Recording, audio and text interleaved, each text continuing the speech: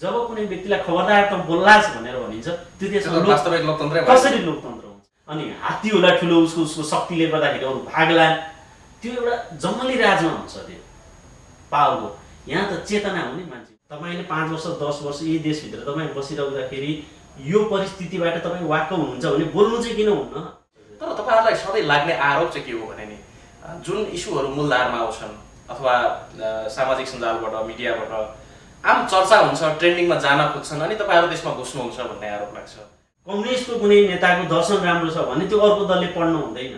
तपाईँले कहिले थाहा पाउनुभयो ल हाम्रा पार्टीभित्रका केही नेताजीहरू गइसकेपछि अहिले केपी ओलीजी र प्रचण्डजीले जसरी जुवारी खेलिरहनु भएको छ, रविन्द्रजी र उज्जवलजीले जुवारी खेलेको कहिले सुन्नुभयो?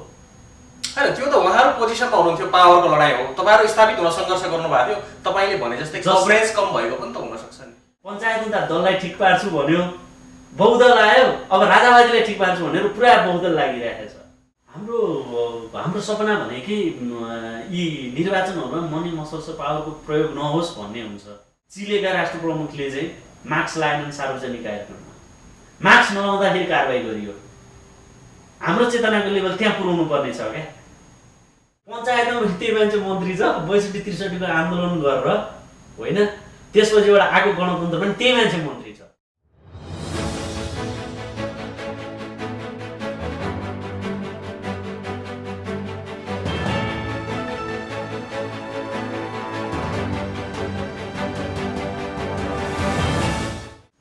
नमस्कार, कार्यक्रम द पोलिटिकल पोइन्टमा यहाँहरूलाई स्वागत छ। पोलिटिकल पोइन्टको आजको अङ्कमा समसामयिक राजनीतिक विषयवस्तुका साथसाथै नयाँ वैकल्पिक शक्तिको रूपमा राजनीतिको मूलधारमा स्थापित हुने कोसिस गरिरहेको विवेकशील साझा पार्टीको विषयलाई पनि लिएर कुराकानी गर्नेछौँ। कुराकानीको लागि हामीसँग स्टुडियोमा युवा नेता प्रदीप राज उप्रेती हुनुहुन्छ। सर्वप्रथम स्वागत छ यहाँलाई। धन्यवाद, नमस्ते। यो यहाँहरूको राजनीति पनि सत्ताको नेतृत्व गरिरहेको नेकपाको जस्तै देखिन्छ। एकातिर संयोजक अध्यक्ष हुनुहुन्छ, अर्कोतिर एकता र विभाजन सँगसँगै गइराखेको छ। 23 महिनाको विभाजनलाई छोडेर एकता हुनुभएको छ। अब फेरि विभाजनको तयारी चाहिँ छ कि के हो? यो त चलिराखेको छ, निरन्तर प्रक्रिया जस्तो देखिन्छ। यस्तो छ, यसलाई हामी क्रिटिकल्ली अलिकति एनालाइसिस गरौँ।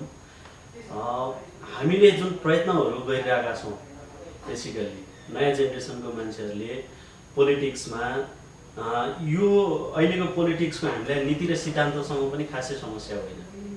समस्या प्रवृत्तिगत समस्या हामीलाई बढी त्यो महसुस भयो र यो प्रवृत्तिगत समस्या हस्तक्षेप बिना यो उसलाई डर फिल नभइकन, जो अहिलेको चल्तीको राजनीतिमा जसले हालिमुहाली गरिरहेछ उसलाई तलबाट प्रेसर नभइकन अथवा उसलाई विकल्पको डर नभइकन उसले प्रवृत्ति सुधार्नेवाला छैन। नम्बर 1 पोइन्ट हामीले त्यो महसुस गरेर प्रयत्न गरिरहेका छौँ। र जहाँसम्म मलाई के लाग्छ भन्दाखेरि अहिलेको जुन नयाँ जेनेरेसन, यो विवेकशील साझा पार्टीमा लागेको नयाँ जेनेरेसनले केही पनि गरेन भने उनीहरूलाई केही घाटा छैन। घाटा इन द सेन्स कि जसले प्रयत्न गरिरहेछ, प्रयत्न आफैमा पनि त एउटा होइन, सफल हुनैपर्छ, सत्तामा टेक्नुपर्छ, मन्त्री खानुपर्छ। त्यो लङ टर्म भिजन त्यसरी हामी आन्दोलित भइरहेका छैनौँ। तपाईँले विभिन्न तरिकाका आन्दोलनहरू हेर्नुहोस्, त्यसलाई पोलिटिकल रङ नदिकन सकेसम्म त हामी एउटा सोसल मुभमेन्टको रूपमा लिएर जान खोजिरहेका छौँ। इनफ इज इनफको कुरादेखि लिएर यो उखु किसानको सम्बन्धमा अस्ति माइती घरबन्डा लामा गरेकोदेखि लिएर संसद विघटन पछाडि चाहिँ हामीले गरेका आन्दोलनहरू, यी सबैको एउटै मकसद के हो भनेर भन्दाखेरि पनि आफू इस्टाब्लिस भएर अहिलेको चल्तीको राजनीतिलाई अझै मजल गर्ने भन्ने होइन। तपाईँले 5 वर्ष 10 वर्ष यही देशभित्र तपाईँ बसिरहँदाखेरि यो परिस्थितिबाट तपाईँ वाक्क हुनुहुन्छ भने बोल्नु चाहिँ किन हुन्न? तपाईँ वाक्क हुनु भनेको यो चाहिँ तपाईँहरूको पार्टी भन्दा पनि सामाजिक अभियान जस्तो भयो। पार्टी भन्दा पनि सामाजिक अभियान होइन। तपाईँले विश्व राजनीतिलाई अहिले न्यालिरहनु भएको छ भने एकताका सामन्तहरूले शासन गरेको अवस्थामा के थियो भने ती सामन्तहरूलाई ढाल्नको निमित्त मान्छेलाई अति सङ्गठित गर्नुपर्ने थियो। त्यति बेलाको लिट्रेसी रेट हेर्नुहुन्छ भने मान्छे कम पढे लेखेका हुन्छ, त्यही भएर त्यो सङ्गठनको थ्रुबाट पार्टीको भिजन, पार्टीको मिसनहरू उहाँहरूलाई बुझाउनु पर्ने थियो।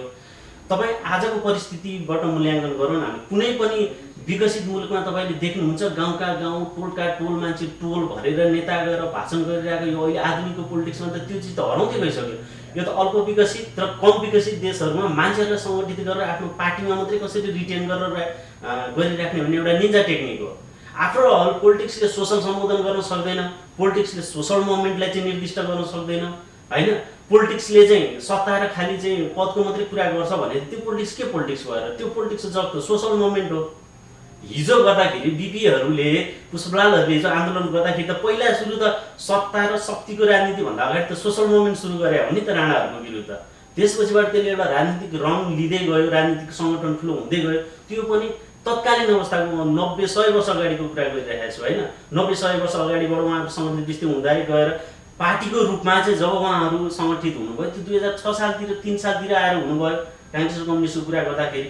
सो एउटा दल राजनीतिक रूपमा ठ्याक्कै राजनीतिक पार्टी हुनुभन्दा अगाडि त सोसल मुभमेन्ट, त्यसको सङ्गठनमा विचार बहसहरू त्यो त स्वाभाविक हो नि। यसलाई हामीले अहिले तिमीहरू चाहिँ सानो सामाजिक संस्था अथवा यो संस्था भनेर उडाइरहनै पर्दैन। पहिला हजारौँको मेम्बरसिप भएको पोलिटिकल पार्टी हुनुको निम्ति पहिला त कमसेकम 2 जना प्रमुख व्यक्तिहरू जसले अवधारणा लिएर आएको छ ऊ बिच त बस हुनु पर्ला नि त। अब 2 जना 5 जना मान्छे बसेर बस गरिरहेछन् र यो चिजले चाहिँ हामी यसरी यो गन्तव्यमा पुग्नुपर्छ भनेर सोसल मुभमेन्टहरू गरिरहेछन् भने त्यसलाई हामीले कृषिट्युरी गर्नु हुँदैन। यी प्रयत्नहरूलाई हामीले तर सामाजिक मुद्दाहरू उठाउने अथवा सोसल जस्टिसको कुरालाई लिएर धेरै देशमा सत्ताको नेतृत्व पनि परिवर्तन भएको नजिर छ।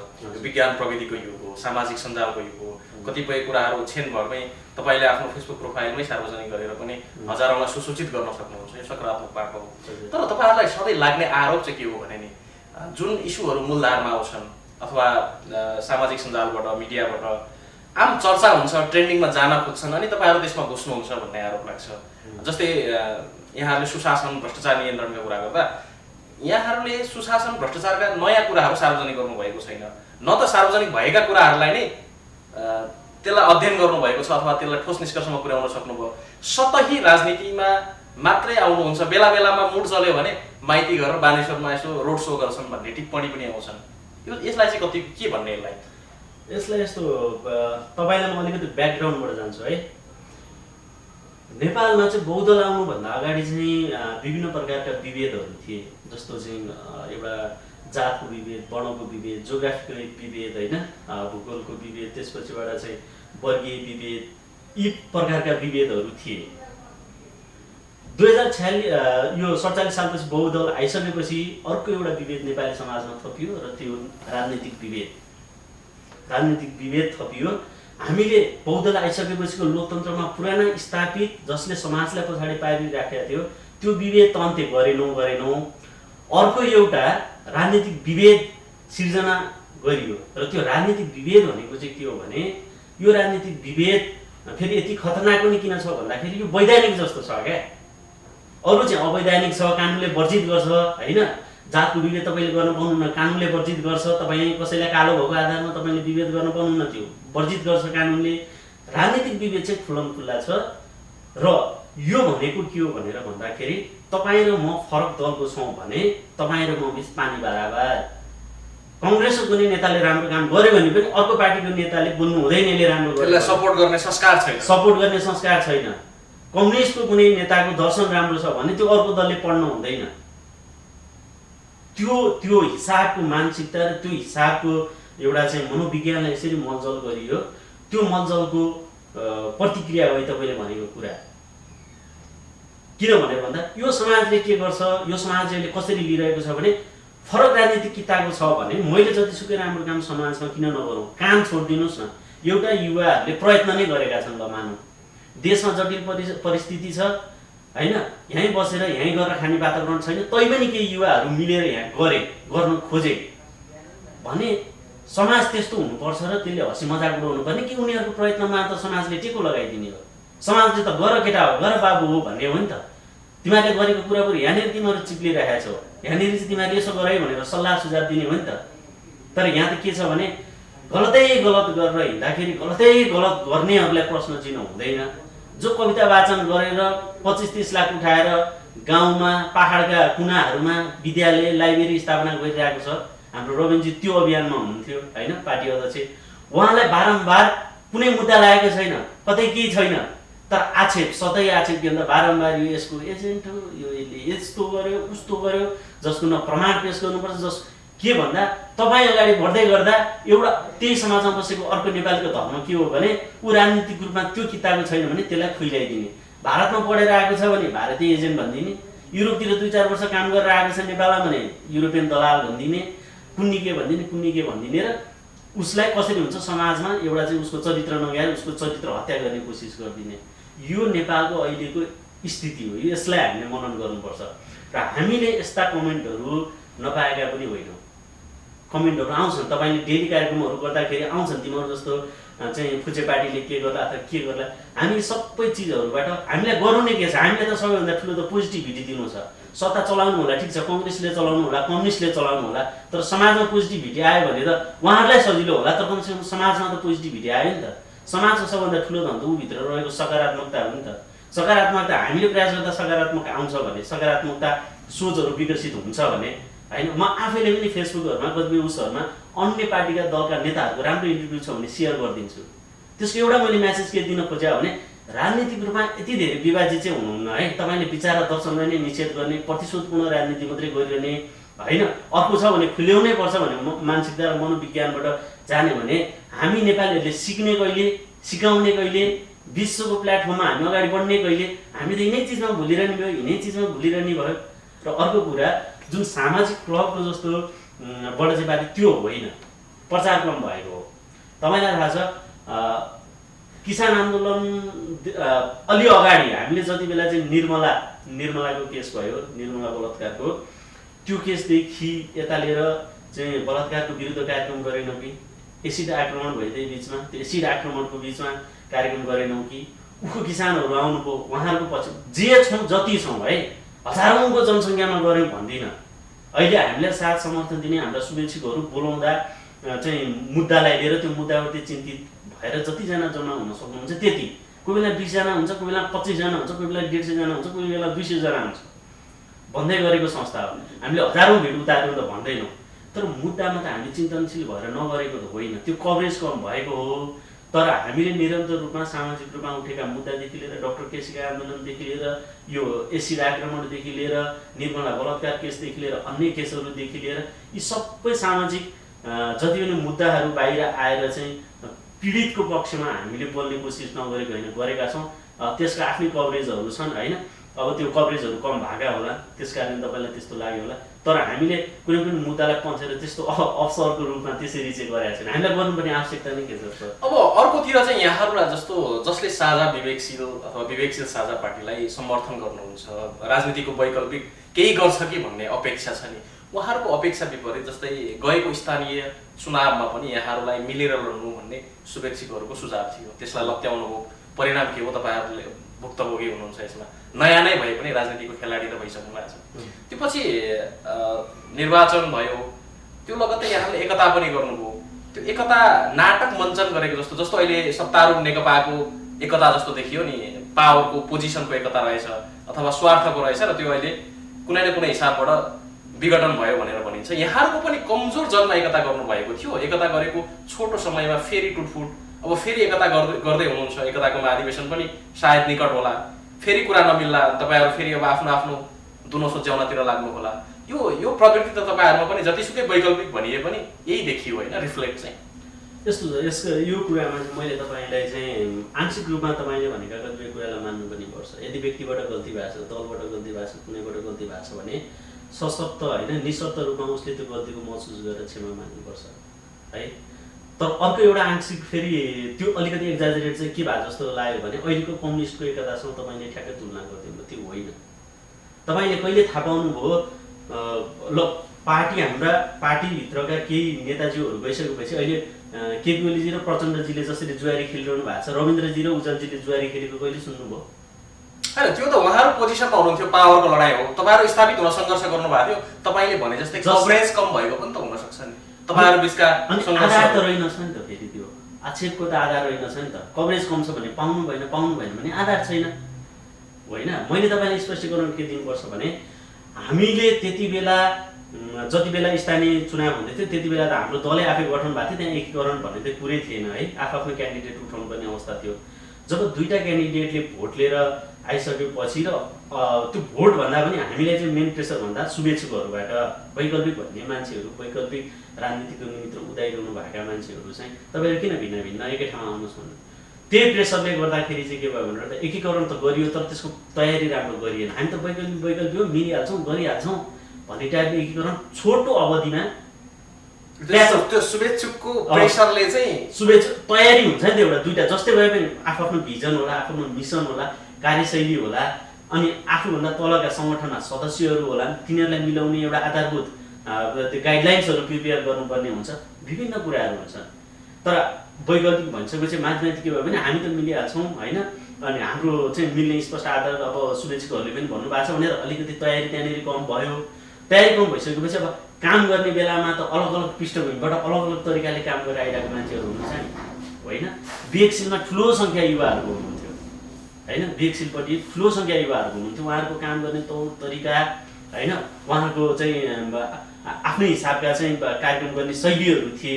अब यतापट्टि साझामा अलिकति प्राउड अलिकति चाहिँ देश विदेश घुमेर अलिकति पढे लेखेर होइन त्यो हिसाबको नेतृत्व दिन आइरहेको अलि अब अनुभवी नै भनौँ। यता पनि अनुभवी नभएको त होइन तर कम्पेरिटिभली यतापट्टि एकदम यङ फोर्स थियो यतापट्टि अलिकति प्राज्ञिक व्यक्तिहरू होइन अलिकति चाहिँ फरक पृष्ठभूमिका व्यक्तिहरू हुनुहुन्थ्यो।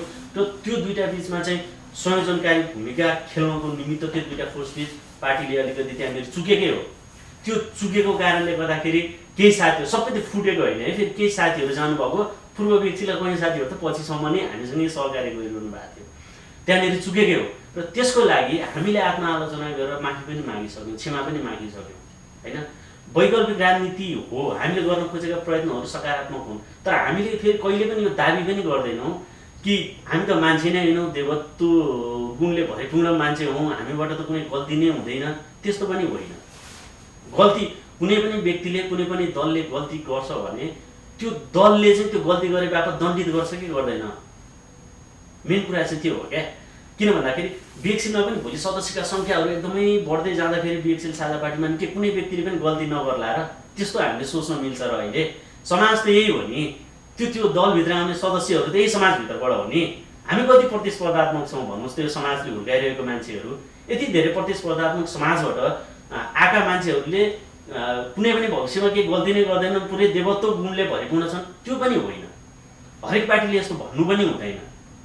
मान्छेहरू गल्ती गर्ने मान्छे आउला भोलि सिधा मान्छेले पनि कुनै कारणमा एउटा क्लियरिकल इरर गरिदेला होइन गल्ती गरिदेला त्यति बेला एउटा दलले चाहिँ गर्ने के हो भने सुसंस्कृत दल छ भने भ्रष्टाचारको आशंका भयो मुद्दा भयो अब पार्टी त्यसमा तटस्थ गरेर राज्यको निकायले जिम्मा लगाइदिने त्यो मान्छे होइन। काङ्ग्रेस र कम्युनिस्टले पनि गर्ने नै हो तपाईँ अथवा त्यो दलको सदस्यप्रति कसैलाई केही डाउट छ अथवा कुनै नेसनल लुपमै चाहिँ त्यो छानबिन गर्नुपर्ने राष्ट्रिय तहमै छानबिन गर्नुपर्ने कुनै केसमा छ भने पार्टी तटस्थ बसेर राज्यको निकाय हुन्छ त्यो चाहिँ गरेर उसलाई हस्तान्तरण गरिदिने यही होइन र सुसंस्कृत राजनीति।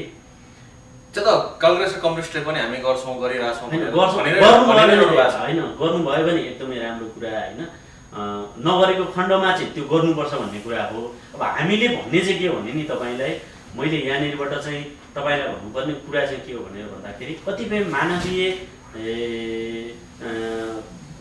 भनौँ न चाहिँ दुर्गुणहरू हुनसक्छ हामीमा मानवीय कमजोरीहरू हुनसक्छ हामीमा पनि होइन। इन्द्र भगवान्ले स्वर्गमा तयार गरेर चाहिँ नेपालमा चाहिँ तिमीहरूले चाहिँ सुशासन कायम गर भनेर पठाए इन्द्र भगवान्ले बनाएर पठाएको मान्छे होइन नि त हामी पनि यही समाज होइन। तर हाम्रो प्रयत्न के हो भनेर भन्दा तथा यी कमजोरीहरूका बावजुद पनि कमजोरीहरू बिचबिचमा भएको खण्डमा मानिसहरूसँग क्षमा याचना माग्दै कुनै राजनीतिक दल अहिले कसैले तपाईँले देखिरहनु भएको छ र यो कम्युनिस्ट फुट्दै गर्दाखेरि कुनैले चाहिँ गल्ती भयो हामीबाट क्षमा जनताले हामीलाई क्षमा गरिदियो भनेर चाहिँ क्षमा याचना गरिरहेको त देख्नु भएको छ नि त्यही फरकको कुरा गर्दैछु। हामीले त तत्काल रूपमा राजनैतिक संस्कार नयाँ राजनैतिक संस्कार अथवा जिम्मेवार राजनैतिक संस्कार जे हुनुपर्ने त्यो अपनाउने कोसिस गर्दै हुनुहुन्छ यहाँ। अपनाउने कोसिस कतिपय कुरामा सफल पनि भइरहेछ अपनाउने कोसिस मात्रै होइन त्यसलाई चाहिँ त्योबाट राजनीति प्रभावित गर्ने होइन। किन भन्दाखेरि तपाईँले जतिसुकै नीति र नियमका कुरा गर्नुहोस् आदर्श र सिद्धान्तका कुरा गर्नुहोस् व्यवहारिक रूपमा व्यक्तिमा चाहिँ तपाईँको पद्धति छैन अथवा व्यक्तिमा आचरणगत शैली आचरणहरू छैन भने त्यसले पुर्याउँदैन नि त्यो नीति त्यो गन्तव्यमा जहाँ पुग्नुपर्ने त्यहाँ पुग्दैन। गन्तव्य त अहिले नेपालको राजनीतिको समस्या मूल समस्या पनि त्यही हो। मूल समस्या त्यही भएको कारणले हामीले सबभन्दा प्राथमिकता तपाईँले अझै यसमा अर्को सर्ट एन्ड स्विट कुरा पनि भन्छु तिमीहरूको नीति छैन तिमीहरूको बात छैन तिमीहरूको सिद्धान्त छैन भन्छ नि। नेपालको राजनीतिको सबभन्दा दुःखद पक्ष के हो भनेर भन्दाखेरि आचरणको कुरा, अनुशासनको कुरा, कारबाही गर्ने कुरा, यी कुराहरू त राजनीतिमा त महत्त्वै राख्दैन। यिनी त कुनै बाधै होइन। म राजनीतिमा अथवा अरू कुनै राजनीतिमा लाग्दै पारदर्शी हुनुपर्छ। उसका पर्सनल प्रोपर्टीको डिटेल राज्यलाई पहिला सार्वजनिक गर्नुपर्छ। ऊ कुन पेसामा लागेको छ, उसको ब्याकग्राउन्ड थाहा हुनुपर्छ। राम्रो मान्छेहरू काम गर्दैछन्, उनीहरूलाई अगाडि बढाउनु पहिले पार्टी निर्माण गर्नु। यो भनेको त नेपालमा त नेपालको राजनीतिमा त काम लाग्ने चिजै होइन। त्यही भएर कतिपय मान्छेले खिचिटिउरी गर्छन् होइन, जिस्काउँछन्। बाधै छैन। बाध किन छैन? लिखित रूपमा एउटा बात छ। यसरी जाने हो भने हामीले चाहिँ कल्याणकारी लोकतन्त्रको एउटा अवधारणा छ हामीसँग। तर हाम्रो पहिलो नै हामीलाई के महसुस भइरहेछ भने ठुला ठुला बादका कुरा गरेर मान्छे मात्रै घुमाइरहेछन् यो 30-40 वर्षदेखिबाट। बाद र सिद्धान्त त छ सबैको राम्रो, त्यो समाजवादी राम्रो छैन र अमेरिकाले पुँजीवादी व्यवस्था अन्तर्गत त हामीलाई भन्दा धेरै त सेवा सुविधा उसको नागरिकलाई दिइरहेकै छ। ऊ त पुँजीवादी हो। हामी त्योभन्दा एक स्टेप अगाडि हामी नीतिको हिसाबले ऊभन्दा एक कदम अगाडि समाजवादी व्यवस्थाको चाहिँ प्रखर रूपमा चाहिँ अगाडि बढाएको नीति र सिद्धान्तहरू अगाडि बढाएको मान्छेको यो अभिगत कसरी हुन गयो त? आज तपाईँको विदेश एउटा कुनै राम्रो देशले चाहिँ होइन आफ्नो देशभित्र आउनु त खुला गरिदिनु भने त नेपाल खाली रहने अवस्था आयो नि होइन, सबै जाने अवस्था आयो नि। त्यो कोरियनको फर्महरू, कोरिया जाने मान्छेको लाइनहरू त्यहाँ तछाड मछाडहरू हेर्नुहोस् त कस्तो हुन्छ। अहिले एपीएस भरेर पास भएका विद्यार्थीहरू कोरिया जान पाएन भनेर आन्दोलनको तयारी गर्दै हो। एक्ज्याक्टली मैले भन्न खोजेको के भने तपाईँको नीति र सिद्धान्त हुनैपर्छ दलमा। ऊ कुन बादमा टेकेर उसले चाहिँ देश निर्माणको सपना देखिरहेको छ त्यो हुनैपर्छ, नहुने भन्ने कुरो होइन। तर नेपालको अहिलेको आवश्यकता भनेको त के हो भनेर भन्दाखेरि एउटा आचरणको विकास हो, एउटा संस्कारको विकास हो। र अर्को भनेको सबभन्दा दुःखदायी कुरा चाहिँ के हो भने हाम्रो राष्ट्रिय एकता भनेको कुरो चाहिँ अत्यन्तै जटिल अवस्थामा छ। एभ्री वान, यो नेपालभरि बसेको एभ्री वान सबैजना मान्छे डिभाइडेड छन् केही न केही कितामा। चाहे भूगोलको होस् चाहे पार्टीको होस्, पार्टी एकदम डिभाइडेड छन्। र कुनै पनि राज्यले नागरिकहरू यत्तिको विभक्त यत्तिको विभाजित भयो भने प्रोग्रेस गर्न सक्दैन, प्रगति गर्न सक्दैन। मुद्दामा केन्द्रित रहेर सही र गलतको पक्षमा नागरिक एक ठाउँमा उभिँदैन। ऊ विभिन्न कितामा चाहिँ एकदमै विभक्त छ, डिभाइडेड छ होइन। त्यो छ भने त मुद्दाले त कहिले प्रश्रय पाउने भएन नि त होइन। पञ्चायत दललाई ठिक पार्छु भन्यो, बहुदल आयो, अब राजावादीलाई ठिक पार्छु भनेर पुरा बहुदल लागिरहेको छ। त्यो होइन नि। निषेधात्मक होइन, प्रतिशोधात्मक राजनीतिले चाहिँ के मात्रै गर्छ भने एउटा सामाजिक विचलनको अवस्था ल्याउँछ। अहिले हामी सामाजिक विचलनको अवस्थामा छौँ र हाम्रो फर्स्ट प्रायोरिटी त्यसैले हामीले के दिएको भने यो समाजमा चाहिँ निषेध गर्ने होइन। तपाईँको ओपिनियन मेरो ओपिनियन फरक हुनसक्छ, तपाईँको ओपिनियन यस कारणले बेठिक छ भनेर मैले भद्र तरिकाले असहमति राख्न सक्नुहुन्छ, त्यस्तै गरी तपाईँले राख्न सक्नुहुन्छ। तर खबरदार बोल्लास्, तैँले बोल्न पाउँदैनस्, अब लोकतन्त्र आइसक्यो भन्न त पाइएन नि। जब कुनै व्यक्तिलाई खबरदार त बोल्लास् भनेर भनिन्छ त्यो देशमा वास्तविक लोकतन्त्र कसरी लोकतन्त्र हुन्छ? यही कुरा बुझाउनको निमित्त हामी प्रयासरत छौँ र त्यो प्रयास केही हदसम्म सफल पनि भइरहेको छ। अब यहाँहरू खास गरेर नीति भन्दा नियत ठिक गर्नुपर्छ भन्ने पहिलो प्राथमिकता प्राथमिकता। अब जस्तै एक दुईवटा कुरालाई लिएर चाहिँ अलिक विवाद पनि बढिराखेको छ। खास गरेर धर्मनिरपेक्षता र सङ्घीयतालाई लिएर यहाँहरूको पार्टी अध्यक्षले केही अगाडि अलिकति केही बोल्नु भएको थियो, सायद यसलाई पुनर्विचार गर्नुपर्छ अथवा जनमत सङ्ग्रह गर्नुपर्छ भन्ने कुरा। यो चाहिँ कस्तो हो? धर्मनिरपेक्षता र सङ्घीयता नेपाली समाजको अभिन्न अङ्ग भइसकेको कुरा अथवा यो एउटा कार्यान्वयन पनि गइसकेको छ? हामीले एक चरणको निर्वाचन गऱ्यौँ, सङ्घमा समस्या भए पनि प्रदेशहरू जेन तेन चलिराखेका छन्, भलै त्यसले अब आउटपुट के दियो त्यो फरक कुरा होला, तर फङ्सन गरिराखेका छन्। अब यसमाथि अविश्वास हो यहाँहरूको? होइन, दलको जुन एउटा डकुमेन्ट गाइडेड प्रिन्सिपल भएको डकुमेन्ट छ त्यसमा स्पष्ट रूपमा के भनेको छ भने अब व्यवस्थाको लडाइँमा विकसित साझा पार्टी लाग्ने होइन, अवस्थाको लडाइँमा। बुझ्नुहोस् है, व्यवस्थाको होइन अवस्थाको। र यो संविधानले निर्दिष्ट गरेका, यो संविधानले हामीलाई दिएका जति पनि प्रावधानहरू छन् त्यो प्रावधानमा टेकेर हामीले सुसंस्कृत राजनीति विकास गर्थे, समाज रूपान्तरणको निम्ति आर्थिक विकासको मुद्दाहरू अगाडि उठाउने हो भने स्पष्ट रूपमा त्यसमा व्याख्या छ, स्पष्ट रूपमा लेखिया छ। हामी यो संविधानलाई एक अक्षर पनि तलमाथि गर्नुको निम्ति लडाइँ गर्ने पक्षमा छैनौँ। तर तपाईँले जुन अघि नै एउटा कुरा कोट गर्नुभयो त्यो भन्दा पनि हामी फेरि यो होइनौँ कि फलानु कुनै राजावादी रहेछ अथवा संहिता विरोधी रहेछ भने उसँग बहसमै नजाने, उसलाई तिरस्कृत गर्ने अथवा उसको अस्तित्वलाई स्वीकार्नै नगर्ने, उसको अस्तित्वलाई स्वीकारै नगर्ने, हेट प्रतिगमनकारी शक्ति त भनेर चाहिँ त्यसलाई गाली गलौज गर्ने, त्यो चाहिँ फेरि हाम्रो लाइन होइन। हाम्रो लाइन के हो भने मैले लिँदै गरेको कुनै पनि नीति सिद्धान्त त्यो मेरो लागि पो ठिक होला त, अर्काले प्रखर रूपमा त्यसबारे चाहिँ विवेचना गरेर चाहिँ त्यसलाई गलत साबित गरिदिन सक्दैन र त्यसको लागि उसको कुरा सुन्नु पर्ला नि त, उसको ओपिनियन लिनु पर्ला नि त अनि तब न राज्यको शासन प्रणालीप्रति चाहिँ मान्छेको अपनत्व हुन्छ। तपाईँ एउटा देशमा बस्नुहुन्छ र तपाईँको कुरा तपाईँले कहीँनिर गएर चाहिँ सुनाउनै सक्नुहुन्न, तपाईँले सुनाउनु खोज्नु भने मान्छेहरू मिलेर तपाईँलाई खदेडिहाल्छ। अब तपाईँलाई त्यो देश आफ्नो जस्तो लाग्छ र लाग्दैन नि, तपाईँलाई त्यो शासन प्रणालीप्रति अपनत्व हुन्छ र हुँदैन नि। त्यसै कारणले गर्दाखेरि निषेधात्मक प्रकृतिको हामी होइनौँ, सुन्न चाहिँ सुन्छौँ। जस्तो पृथ्वी जयन्ती हामीले मनायौँ र पूर्व सेनापति ल्याएर उहाँहरूबाट इतिहासको बारेमा, इतिहासविदहरू ल्याएर इतिहासको बारेमा हामीले कार्यक्रम गऱ्यौँ, नगरेको होइन। तर यसको मतलब यो होइन नि त आज मैले चाहिँ मदन भण्डारीको इन्टरभ्यू सुने, म कम्युनिस्ट भएँ, अनि अलि पछि प्रदीप गिरीको सुनौँला, एउटा प्रोग्राममा जाउँला म कङ्ग्रेसी हुने, त्यसपछि एउटा एक दिन मैले पृथ्वी जयन्ती मनाएँ म चाहिँ राजावादी हुने, त्यस्तो त होइन नि त। मान्छेको प्रिन्सिपल्स हुन्छ, आफ्नो एउटा चाहिँ उसले बनाएको हुन्छ नीति नियमहरू, त्यसमा आधारित रहेर काम कारबाहीहरू गर्ने हो। हामीले कतिपय मान्छेले लगाउँछन् तपाईँले भने जस्तै राजावादीप्रति नरम राप्रपाबाट एकता गरे हुन्छ होइन, आधा राजावादी भइसक्यो यावत कुरा गर्छन्। तर डकुमेन्टमा हामीले त्यो कुरा प्रष्ट रूपमा उल्लेख गरेका छौँ। यो लोकतन्त्रको विकल्प, म आफै पनि एकदमै प्रखर रूपमा गणतन्त्रवादी हुँ होइन, गणतन्त्रको एकदमै पछि पोषण गरिरहेको हुन्छु। तर यसो मतलब यो होइन नि त म गणतन्त्रवादी हुँ भन्दैमा महेन्द्रका कतिपय राम्रा गुण होला कुटनीतिका सम्बन्धमा उसको गुणको परिचर्चा गरे नहुने। पृथ्वीनारायण शाहको आत्मविश्वास थियो होला 21 वर्षको उमेरमा, 19 वर्षको उमेरमा चाहिँ राष्ट्रिय एकीकरणमा होमी। आज जे जस्तो देश बनेको छ, एउटा भौगोलिक रूपमा सार्वभौम देशमा बसेर यसरी तपाईँ हामी गफ गर्नु त पाइरहेका छौँ नेपाली भएर, त्यो अभियानको बारेमा चर्चा परिचर्चा गर्न नहुने। त्यसरी समाजलाई निषेध त गर्नु हुँदैन। यो लोकतन्त्रमा हामीले परिकल्पना गरेको लोकतन्त्र अलिकति उदारवादी चरित्रको छ, त्यसै कारणले त्यस्तो लाग्छ। अब तपाईँहरूले परिकल्पना गर्नुभएको यो लोकतन्त्रको व्यावहारिक कार्यान्वयन अथवा राजनीतिमा हस्तक्षेप नै भनौँ, एक किसिमले विचारको हस्तक्षेप होला अथवा उपस्थितिको होला, यो हस्तक्षेप गर्नको लागि आवधिक निर्वाचनहरू अथवा मध्यावधिक निर्वाचनको पनि कुराकानी छ। त्यसलाई अब सर्वोच्चले के भन्छ त्यो एउटा अलग बाटो रह्यो। यो निर्वाचनमा सफलता हासिल गर्नको लागि चाहिँ मनी, मसल्स र मेन पावरको नेपालमा बढी चर्चा हुने गर्छ। यो तीनटैमा तपाईँहरू कमजोर हुनुहुन्छ। अब यसले त नतिजामा प्रभाव पर्ला, फेरि तपाईँहरूको सपना पुरा गर्नको लागि पनि त अझ बढी सङ्घर्ष गर्नुपर्ने होला, अथवा जसरी सक्नुहुन्थ्यो त्यो सक्नुहुन्न होला। हाम्रो सपना भनेकै यी निर्वाचनहरूमा मनी मसल्स र पावरको प्रयोग नहोस् भन्ने हुन्छ होइन। त्यो नहोस् भन्ने लागू गराउनको लागि पनि त त्यो ठाउँमा प्रतिनिधित्व गर्नु पर्ला होइन, पर्दैन होइन, त्यो पुग्ने त हाम्रो लक्ष्य छ है, त्यो लक्ष्य छ।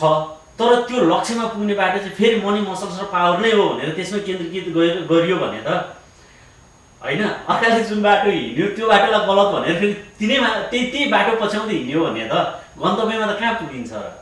त्यो अगाडिको मान्छे जसको बाटो चाहिँ एकदमै गलत छ भनेर जसको क्रिटिसाइज गरियो त्यही मान्छे पुगेको ठाउँमा नै पुगिन्छ होइन। Money muscles and power use हुनु हुँदैन भनेर नै हो गरेको। तर अर्को कुरा फेरि के, हामी यति धेरै निराशावादी हुन आवश्यक पनि छैन। किन भन्दाखेरि सधैँ मनी मसल्स र पावरले जित्छ भन्ने कुनै त्यस्तो मलाई चाहिँ म त्यसरी चाहिँ डिस्ट्रेस हुन अथवा म त्यसरी चाहिँ भनौँ न आत्मविश्वास घटाउँदिनँ आफ्नो। सधैँ यो मनी मसल्स र पावरले जित्छ भन्ने त्यस्तो नत्र नेपाल किन बस्नु, सधैँ मनी मसल्स र पावरले मात्रै जित्छ भन्ने हो भने त यो कहिले परिवर्तन हुँदैन भने त नेपालमा बस्न मन लाग्छ र संसारको कुनै पनि कुनामा बस्न मन लाग्दैन जहाँ मनी मसल्स र पावरले मात्रै काम गर्ने हो भने। मनी मसल्स र पावर त तपाईँको अफ्रिकाका जङ्गलहरूमा यो हाम्रो सेयरहरूको हुन्छ नि, सिंहहरूको बिचमा काम गर्ला त्यसले मसल्सले होइन, पावरले उसँग बढी पावर छ त्यसैले चाहिँ ठुलो हरिण समाउला होइन, अनि हात्ती होला ठुलो उसको शक्तिले गर्दाखेरि अरू भाग्ला। त्यो एउटा जङ्गली राजमा हुन्छ त्यो पावरको। यहाँ त चेतना हो नि मान्छेको सिभिलाइजेसन हेर्नुहोस् त, सभ्यताको अध्ययन गर्दै आउँदाखेरि त मानि यहाँ पुगेको त चेतनाले हो नि त। अनि हाम्रो समाजमा चाहिँ सधैँ चेतना पछाडि भइरहला र विचार सधैँ पछाडि भइरहला र आचरण भएका मान्छेहरू सधैँ समाजको कुनामा बसेर चाहिँ गरिबीमा पिल्सिरहनु पर्ला र कहीँ न कहीँ त आउला नि त त्यो दिन।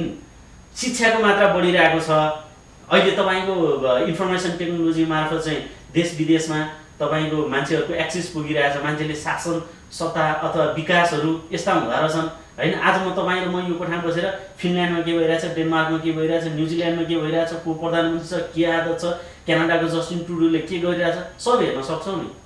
त्यसले त अल्टिमेटली के गर्छ, मान्छेको ब्रेनलाई त केही न केही धक्का त दिन्छ नि। हिजो थियो एउटा त्यस्तो समय थियो जति बेला चाहिँ गाउँ ठाउँमा सूचना सञ्चार पुगिरहेको थिएन, मान्छेले आफ्नो गाउँभन्दा बेसी केही देखेको थिएन। गाउँमा कोही नयाँ नेता आएर उसले जे चाहिँ आँधी लगाइदियो त्यति कुरा मान्थ्यो, कुट भने कुट्थ्यो, लुट भने लुट्थ्यो। हिजोको समयको थियो। आजको समय भनेको मैले तपाईँलाई एउटा चाहिँ झुट कुरा बोलेँ, अनि तपाईँहरूमा छुटिसकेपछि तपाईँले नेटमा सर्च गरेर मान्छेले त भन्यो यो कुरा सही भनेर चाहिँ गलत भनेर चाहिँ भनेर सर्च गरेर त्यसको ट्रु एन्ड फ्याक्टको विषयमा तपाईँले राम्रोसँग अध्ययन गर्न सक्नुहुन्छ। नेपालीहरूले विश्वभरि के भइरहेछ राम्रोसँग हेरिरहनु भएको छ, विकसित देशमा पुग्नु भएको छ होइन। विकसित देशमा नेताको आचरणले त्यहाँको चाहिँ उनीहरूको आचरण हेरिरहनु भएको छ, त्यो आचरणले कति इम्प्याक्ट पार्दो रहेछ सोसाइटीमा त्यो हेरिरहनु भएको छ। त्यसैले म एकदमै अब मनी मसल र पावर बाहेक विकल्प छैन, सधैँ यही हुने हो, सधैँ पछाडि परिन्छ भन्ने तथ्यबाट चाहिँ म त्यति प्रभावित हुन्न। केही समय लाग्छ, ट्रान्सफर्मेसनको हो नि त होइन, व्यक्ति रूपान्तरण हुन त समय लाग्छ। यो त 3 करोड मान्छे बसेको हो, प्रणालीको रूपान्तरण, त्यसमा 3 करोड मान्छे रूपान्तरित हुनुपर्ने एउटा विषम परिस्थिति छ। 3 करोड मान्छे रूपान्तरित हुन ठिक छ, 5-10 वर्ष लाग्ला, लेट्स वेट, त्यो हामीले धैर्यता पनि गुमाउनु हुन्न। तर हामीले मान्छेलाई सचेत गराउनु चाहिँ खास गरी अहिलेको नेपाली समाजमा जति पनि युवाहरूले यी चिजहरू देख्नुहुन्छ, मनन गर्नुहुन्छ होइन, यी चिजहरूको विषयमा उहाँहरूलाई पनि लाग्छ थ्याट के भइरहेछ नेपालमा यस्तो छ अन्ततिर त भन्ने लागिरहेछ भने, तर हरेक व्यक्तिले अर्को व्यक्तिलाई आफूसँग आर्जेका ज्ञानहरू सुसूचित गर्न चाहिँ छोड्नुहुन्न निराश भएर। मेरो भनाइ चाहिँ के भन्दा एउटा नेताले आफ्नो कार्यकर्ता सम्बोधन गर्ला, तर जनता शिक्षित भयो भने चाहिँ हरेक घर, हरेक परिवार, हरेक सदस्य उसले शिक्षित गर्न सक्छ होइन। जब हरेक घर, हरेक सदस्य शिक्षित हुनु भनेको, वैचारिक रूपमा स्ट्रङ हुनु भनेको के हो भनेर भन्दा अल्टिमेटली देशका जनताहरू सबै निपुण छन् आफ्नो काम कर्तव्यहरूप्रति होइन। जब जनता आफ्नो काम कर्तव्यप्रति निपुण हुन्छ नि, त्यो सचेतनाको लेभल एकदमै जाग्छ नि। तपाईँले अस्ति भर्खरमा एउटा न्युज सुन्नुहोस्, हाम्रोमा यत्रो काण्ड भयो, कोही मान्छे केही निस्किरहेको छैन। चिलेका राष्ट्र प्रमुखले चाहिँ मास्क लगाएनन् सार्वजनिक कार्यक्रममा, मास्क नलाउँदाखेरि कारबाही गरियो। हाम्रो चेतनाको लेभल त्यहाँ पुर्याउनु पर्ने छ क्या होइन। अब त्यसको लागि अलिकति धैर्यता चाहिन्छ, हामीले पनि केही प्रयत्नहरू गरिरहेका छौँ। त्यसमा अन्य साथीभाइहरूले पनि आफ्नो तवरबाट त्यो एउटा पोजिटिभिटीको काम नगरी चाहिँ समाज यतिकै रूपान्तरित हुँदैन। पहिला धानको बाली भित्राउन पनि त 3 महिना अगाडि रोप्नु र गोड्नुपर्छ नि होइन, मल सबै हाल्नु पऱ्यो नि होइन। एकैचोटि सुसंस्कृत एकैचोटि चाहिँ तपाईँको गतिलो समाज खोजेर भएर अहिले जे छ समाज त्यो सुधार्नको निमित्त तपाईँहरूले गर्ने प्रयास र प्रयत्नहरू के हो, त्यो मेजर फ्याक्टर हो नि। त्यसलाई त कसैले अनदेखा गर्न मिल्दैन, इग्नोर गर्न मिल्दैन। हाम्रो पुस्ताले अनुभव गर्ने गरी पहिलो पटक सङ्घीय लोकतान्त्रिक गणतन्त्रको व्यवहारिक कार्यान्वयन सँगसँगै झन्डै 2/3 नजिकको अथवा भनौँ सुविधाजनक बहुमतको सरकारबाट शासित हुने अवसर पनि प्राप्त गर्यौँ। मलाई आइडियोलोजीमा त्यो अलग होला। अब यो अहिले जब यो सरकार असफल हो, प्रतिनिधि सभा विघटन गर्नु पर्यो, यसका कानुनी पाटाहरू आफ्नो ठाउँमा रहे, तर प्र्याक्टिकल्ली यति बेला संसद कोमामै छ, त्यसलाई पुनर्जीवन दिने वा नदिने एउटा अलग कुरा होला।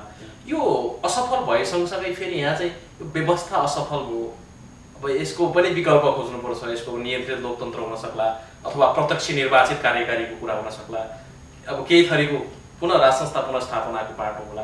यो व्यवस्था परिवर्तनकै अवस्था आइसकेको हो। अब यो त यसमा त नपुग्दो केही थिएन नि, उसलाई सुविधाजनक बहुमत थियो, आवश्यक पर्दा गठबन्धन गर्दाखेरि 2/3 सरकार पनि थियो। यही चिजमा हामी फसिरहेछौँ क्या, हाम्रो ब्रेन चलिरहेको छैन वास्तवमा कुरा गर्नु पर्दाखेरि। तपाईँले मैले अघि नै भने नि, प्रणाली भन्दा ठुलो पात्र हुन्छ भनेर भने नि। कहीँ देशमा हेर्नुहोस् राजतन्त्र नै छ भने त्यहाँको राजा अत्यन्त लिबरल र ज्ञानी छ भने गणतन्त्रमा भन्दा बढी सुख त्यो राजतन्त्रको देशमा हुन सक्छ, भइरहेको पनि छ होइन। किन भन्दाखेरि पात्रले असर गर्छ क्या, प्रणाली भन्दा पात्रले धेरै असर गर्छ। कतिपय देशमा हाम्रो भन्दा कम डिफाइन गरिएका होइन, हामीले जति चाहिँ मेहनत गरेर संविधान नकोरेका देशहरू पनि छन्, तर पात्र सही भइदिन कारणले सुशासन छ त्यहाँ।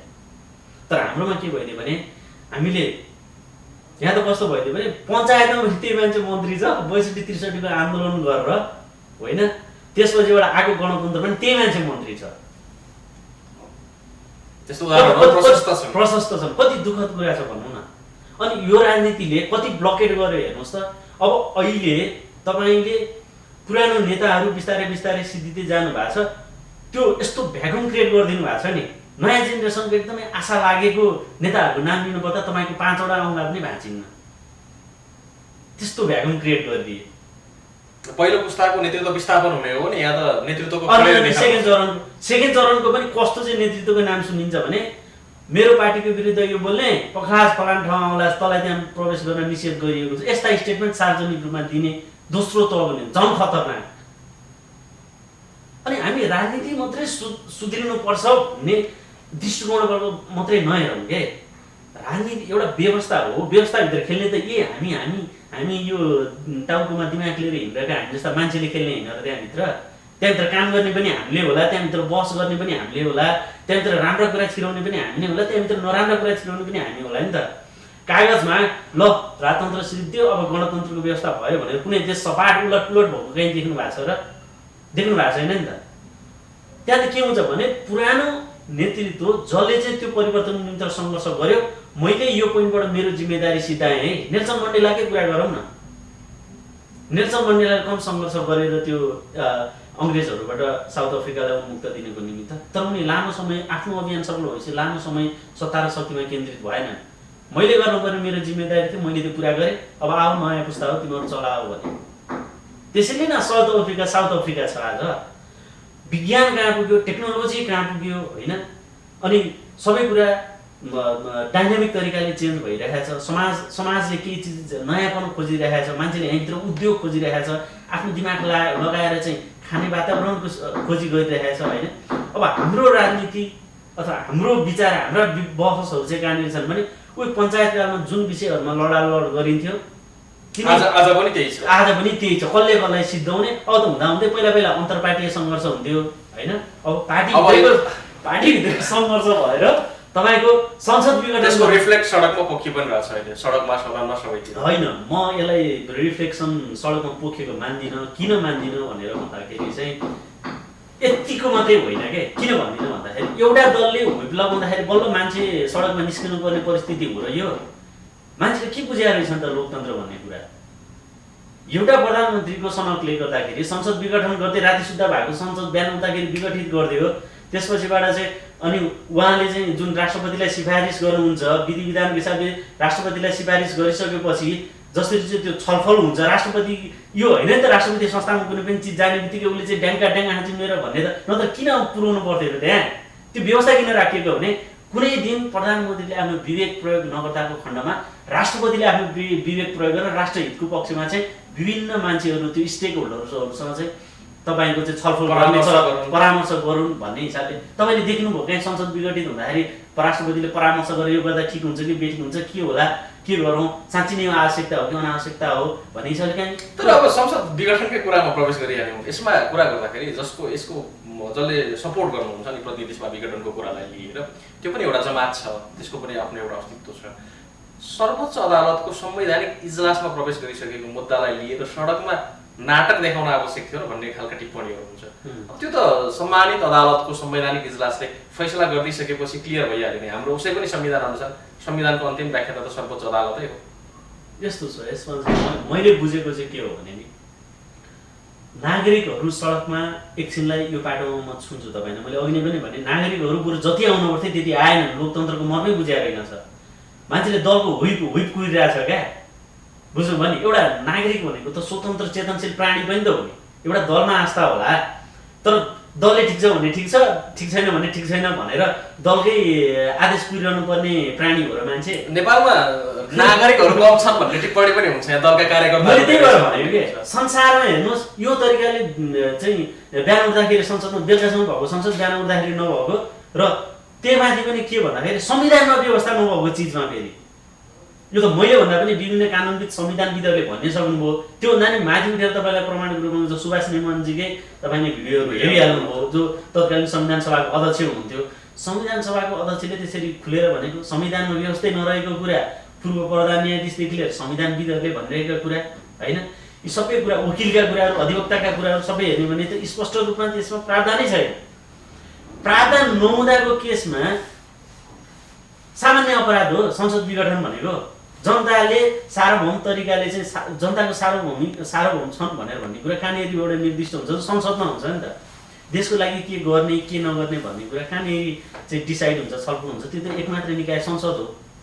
यहाँ त कस्तो भइदियो भने संसद विघटनलाई एउटा कुखुरा चोरी अपराध जति पनि मानेनन् मान्छेले। यो कुखुरा चोरी अपराध हो र छलफलै गर्न नहुने, उकुरा बस्नुपर्ने हुन्छन् कतिपय कुराहरू जहाँ सर्वोच्चको कुरामा मान्छेले चाहिँ खासै बोल्दैन। किन भन्दा त्यो अपराधको प्रकृति फरक हुन्छ। यहाँ त राज्य संलग्न छ नि त अपराध। जब राज्य, प्रधानमन्त्री, राष्ट्रपति संलग्न हुन्छ अपराधमा, त्यति बेला जनताले बोल्दैन, सहेर पछि डिल गर्नुपर्छ। अनि अर्को कुरा तपाईँलाई भन्छु, सर्वोच्च अदालतलाई इन्फ्लुएन्स गर्नको निम्ति प्रभावित पार्नको निम्ति सबभन्दा बढी सक्रिय नेपालमा आजको डेटमा को छ? एकातिर प्रधानमन्त्री हुनुहुन्छ, अर्कोतिर पूर्व प्रधान न्यायाधीशहरूको पनि नाम पछिन्छ। सबैभन्दा बढी पूर्व प्रधान न्यायाधीश जीहरूले चाहिँ एउटा वक्तव्य निकाल्नु भएको छ मेरो जानकारीमा आएसम्म सुझाव तरिकाले। प्रधानमन्त्रीजीले त मान्छे दिने संवैधानिक व्यवस्था उहाँहरुको छैन। 60-70 हजार मान्छे जम्मा गरेर मसल्सको आधारमा, बाहुबलको आधारमा सरकार प्रमुखले यो सम्पत्तिको दुरुपयोग गरेर पनि सरकारी सम्पत्तिको दुरुपयोग त छँदैछ होइन। यहाँदेखिबाट यहाँ त्यसपछिबाट चाहिँ मान्छेहरू जम्मा गरेर के स्थापित गर्न खोजिरहनु भएको छ? संविधानमा नलेखेका चिज मान्छे व्यापक रूपमा चाहिँ सडकमा उतारिदियो भने त्यो सत्य अनुमोदन गर्नुपर्छ भने गोएबल शैलीबाट चाहिँ भनिन्छ नि, गोएबल शैलीमा चाहिँ एउटा झुट कुरालाई पनि 1000 बार बोल त्यसपछिबाट त्यसलाई मान्छेले सत्य मान्नेछन् भने जस्तै 1000 चोटि मान्छेहरूको बिचमा गएर चाहिँ लाखौँ कार्यकर्ता जम्मा गरेर चाहिँ भनौँ एकदमै टिको मलाई दिएको अधिकार हो भनिन्छ।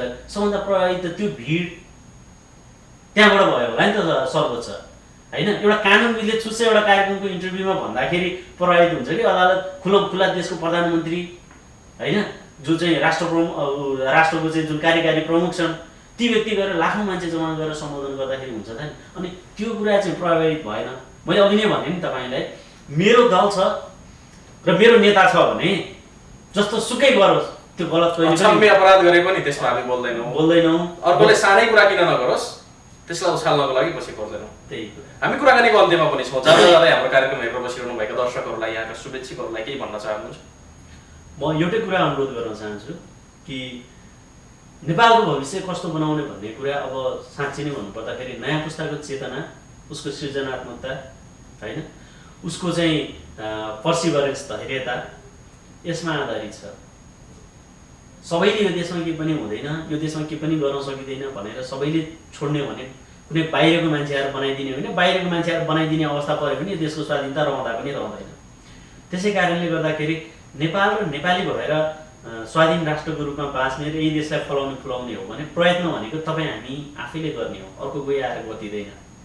विभिन्न विषयहरू होला जहाँ तपाईँहरूको कुराहरू होला, बरु त्यो कुरामा हामी एक आपसमा छलफल गर्न सक्छौँ। तर प्रयत्न त सबैले आफ्नो क्षेत्रबाट गर्नै पर्छ। हेर्नुहोस्, सबैलाई म राजनीति पनि भन्दिनँ। राजनीति एकदमै वितृष्णा भइरहेको छ अहिले नेपाली समाजमा होइन।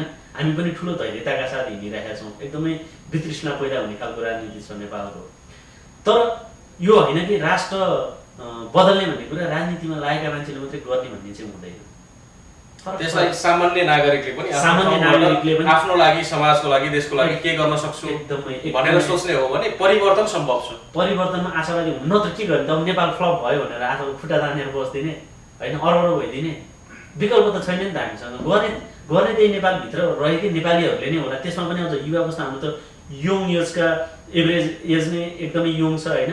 त्यसको त्यो रगत पसिना, उसको चाहिँ सृजनात्मकता, तिनै चिजहरू पोखेर त राष्ट्र बन्ने हो।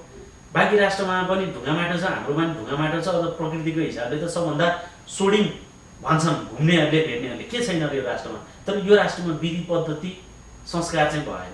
यही कारणले हामी पछाडि पऱ्यौँ। अब विधि पद्धति र संस्कार बदल्नुको निमित्त जो जहाँ हुनुहुन्छ होइन, जो जहाँ हुनुहुन्छ उहाँले आफ्नो क्षेत्रबाट अलिकति तटस्थ भएर अलिकति आफ्नो जिम्मेवारी, नागरिक हुनुको जिम्मेवारी बोध गरेर यदि हामीले आफ्नो कर्तव्य परायणता बुझ्यौँ भने, कर्तव्य गर्न खोज्यौँ भने आई थिङ्क तपाईँ हेर्नुहोस् 10-15 वर्षमा फेरि नेपालको मुहार फेरिन पनि सक्छ हाम्रो प्रयत्नहरूले।